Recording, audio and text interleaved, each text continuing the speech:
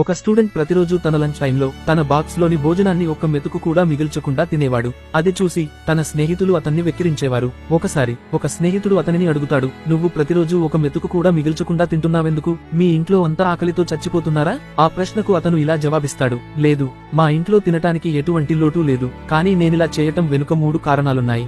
మొదటది మా నాన్నపై ఉన్న గౌరవం. ఆయన మా కోసం ఎంతో కష్టపడి మాకు భోజనం పెడుతున్నారు.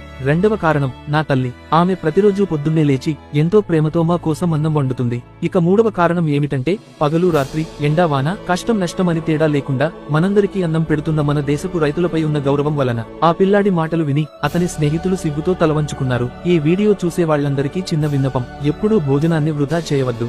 ఎందుకంటే మనం ఆకలితో పడుకున్న రోజునే ఒక్కొక్క మెతుకు విలువ మనకు తెలిసి వస్తుంది. అన్నాన్ని అగౌరవపరచటం అంటే దానిని గౌరవించమని చెప్పిన మన సంస్కృతిని మనం అగౌరవపరుచుకున్నట్టే. ఈ వీడియో మీకు నచ్చినట్లయితే ఒక లైక్ చేయండి. మీ అభిప్రాయాన్ని కామెంట్